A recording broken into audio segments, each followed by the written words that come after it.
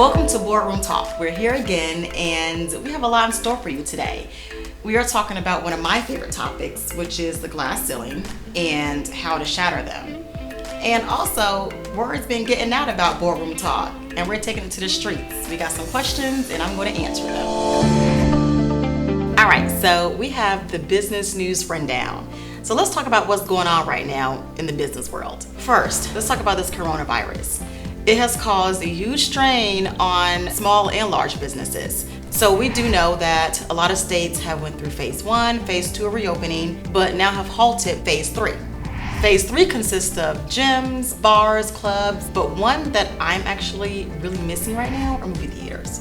I was actually looking forward to some of the 2020 releases: Wonder Woman 1984, Quiet Place 2, Mulan, Fast and Furious 9, which is one of my favorites, Spiral, the Book of Saw. Let me tell y'all, I have been a fan of Saw since the first one that came out in 2003, I believe it was. Anyway, I may be a little twisted in the mind a little bit. But let's get back to Mulan. Have you guys heard Disney Plus is charging an additional $29.99 to watch Mulan with your subscription to Disney Plus? Who buying it? So NFL's coming soon. I'm pretty sure you're all ready for NFL season. I'm a Panthers fan. I'm ready. But more than 60 players have opted out of playing this season, of course, because of the coronavirus and its concerns. So what's going to happen to the NFL revenue? I'm sure it's going to go down a bit. Fans want to see their favorite players playing on the field, in the stands. They want to be there. So let's see what's going to happen. And lastly, this whole pandemic has caused a lot of strain on people financially, with their jobs, families. But one thing I don't understand, people are still buying stuff.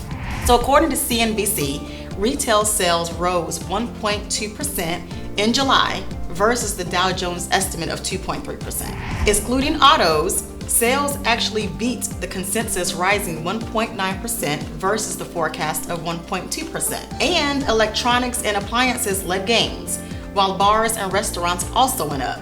So let me get something straight. We was on a shutdown, but y'all was still drinking.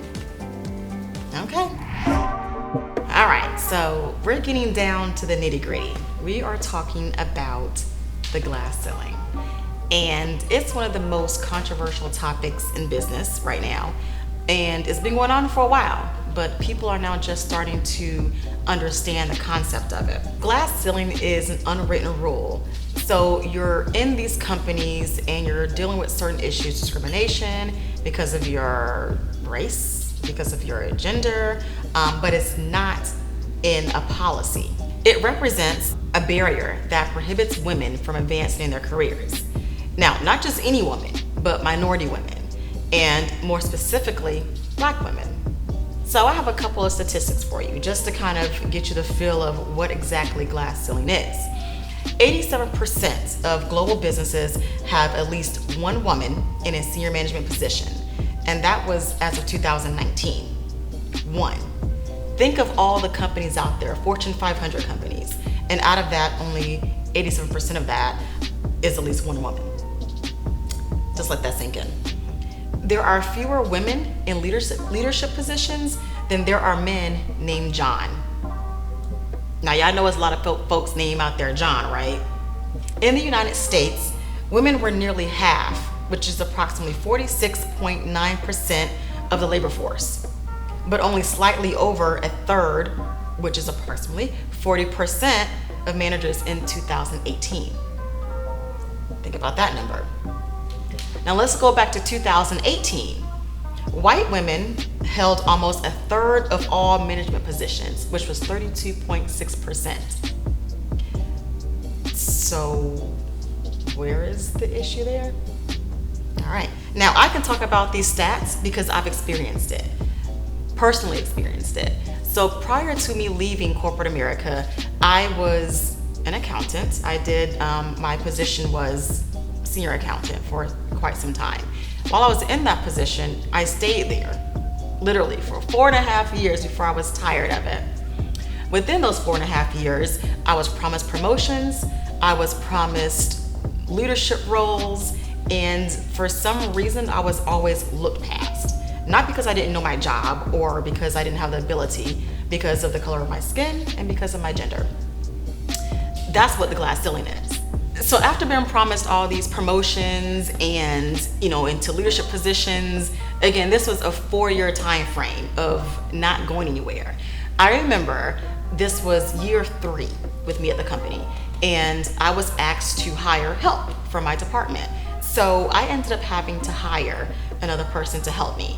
I ended up hiring an Asian American woman who was about my age. Great experience, and she's been in this field for a while, so she was perfect for the position. Within the next year, I noticed that she was being called into management meetings, and I was left in my office.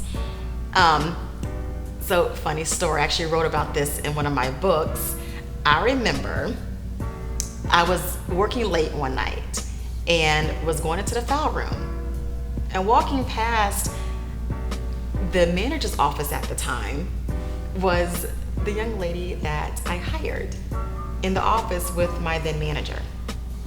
Oh, and the lights were off. So we're gonna let you use your imagination. So long story short, I never got promoted, and a few months later, I resigned. I knew then it was no way that I'll be able to progress in this company. Again, not because I didn't have the ability, but because I wasn't what they were looking for. I wasn't a fit, which we're gonna actually talk about later, which is the glass slipper theory. Let's talk about it right now. We've all heard of Cinderella, right? Cinderella had this glass slipper that only fit her. So when she lost her slipper, of course, the Prince Charming went to go find who the slipper, was made for. It was just for Cinderella. It's not like that when it comes to working in corporate. Everything is not a fit for you. So find something that fits and go with it, which leads to my next step in my life. After resigning in 2012, that's when I knew I had to do something that was best for me because of the glass ceiling. It was pretty much my encouragement and fuel to do something on my own. And that's when I started my first company. So since 2012, when I resigned and decided to start my own thing, I knew then that this is what I'm supposed to be doing. And since then, I've been happy. I've been content with my decision, and now I'm an advocate for shattering the glass ceiling. All right, so I went to the streets and I surveyed, several people to kind of understand where they stand and get their point of view of things. And here's what they have to say. Question number 1, how do you feel about the reality of the glass ceiling? So this answer is coming from Miss Christina McDuffie. She says, the reality of the glass ceiling metaphor exists in the workplace, especially for women of color, speaking from experience. 5 years I've been an employee, and I am not going to say the employee's name, sitting many times among our CEO and asked to give insight, manage large projects, travel and represent the company. Every year I'm shown opportunities that could be mine, but there is a glass ceiling. I was told to ask for more, negotiate, own my power, never let anyone undervalue my talents, yet here I am, doing the job of what is created for a team of 5 people. The glass ceiling is meant to keep me encouraged and hope that one day it will be me. I'm not discouraged, but truthfully determined to break that glass with the help of God. That's a good response, Christina. And let me tell you, being in a company before where I'm at now, I get it. So keep pushing and you will get there. All right, so the next response is coming from an anonymous responder. And they say, I have encountered it in a small way, but I believe it exists. It's unfortunate, but it exists. It does. Glass ceiling is real. Our next person is coming from Mrs. Clarissa Thomas. She says, the reality of the glass ceiling is real. Ultimately, it is up to you to not let that be an hindrance to your journey. For myself, when corporate America kept keeping me in a box, I jumped out on faith and bet on myself. When you create the company and have a selective mindset on who you will work with, there is no such thing as a glass ceiling anymore. So that actually gets to another topic of conversation. Black women are creating their own companies on the rise right now. They are the highest ranked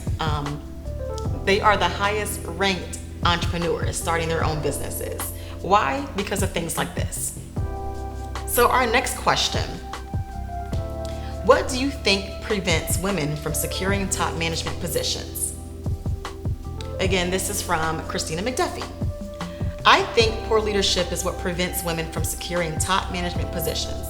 A chain of command in place that is not open for change, comfortable with doing things the old way, and that is in quotes, and an outdated leadership team or individual who should have retired years ago.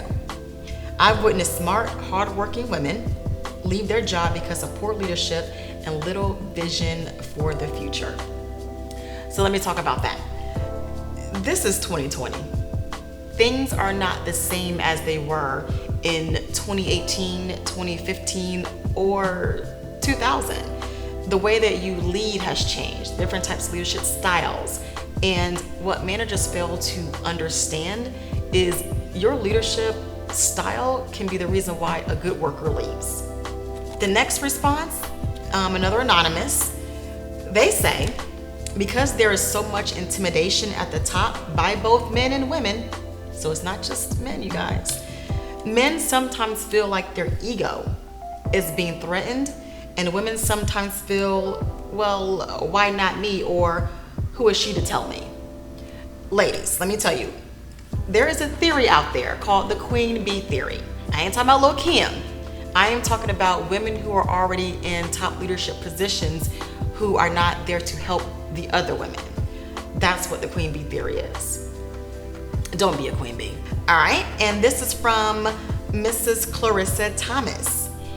As sad as it is, I believe that the vast majority of men still have issues with being subordinate to women at the top of the food chain.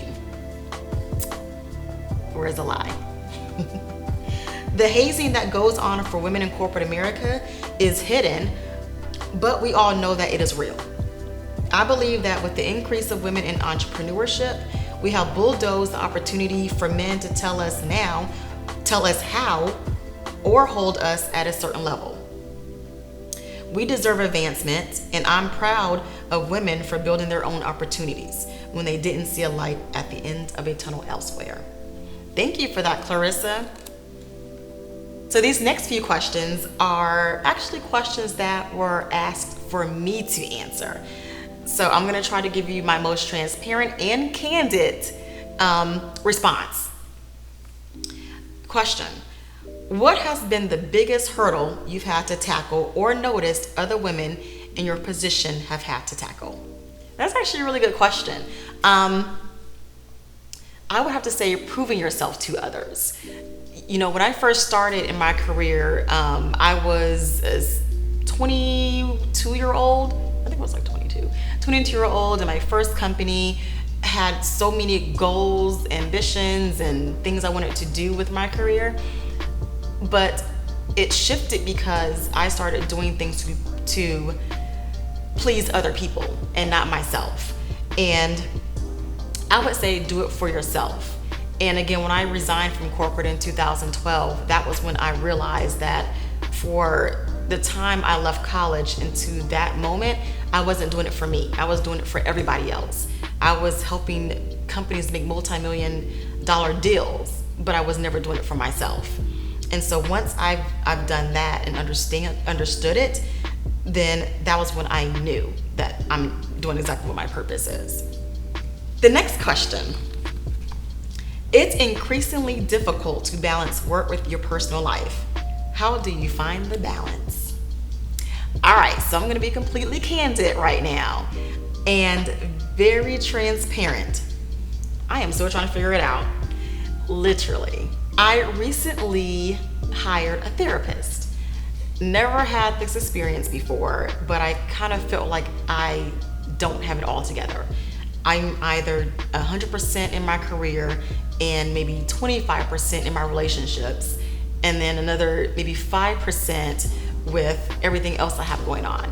And I'm just trying to learn balance. And I figured that a therapist can help me with that, help me understand decisions that I've made, help me understand balance. And so I highly recommend anybody to get a therapist because, again, we don't know it all.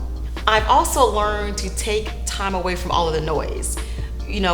With everything going on, especially the coronavirus and trying to deal with the issues of the world, it's important to take time out away from the noise. So me personally, I'm learning to shut it off. Whether it's an hour throughout my day, my phone is going off, my computer is closed, and it's just me, myself, and my thoughts. And that actually helps me to balance everything together. All right, so this is our last question for today. How did you get over the fear of starting your business? And that's actually a really good question. Let me say, I think it's more when I got to my breaking point. I knew exactly what I had to do. For one, I am super creative. I didn't realize this until I stepped outside of my box.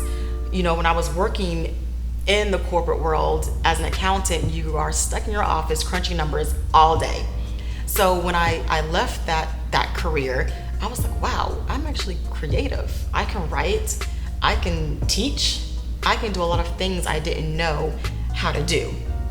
So I would say once you get yourself out of that box, then you'll be able to do it. And also I've learned to turn my fear into faith and step out and do things. For example, this show, I am not a camera person.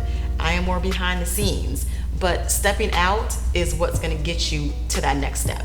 So those are all the questions that we have. Thank you all for submitting those questions and giving me the opportunity to be candid about pretty much this whole glass ceiling situation. So now we're gonna wrap up, but I wanna leave you with two things. Just keep it in the back of your mind. One, advancing women is good for business health.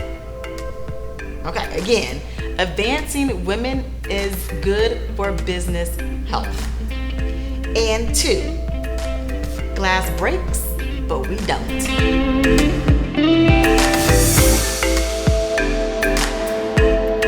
Thank you all for tuning in once more to Boardroom Talk. I am extremely thankful for everyone who has been subscribing and tuning in. You guys are amazing. Because of you, this show will continue to go on. So tell your friend to tell their friend and their best friend to go ahead to Boardroom Talk on YouTube, hit subscribe, and tune in for next time.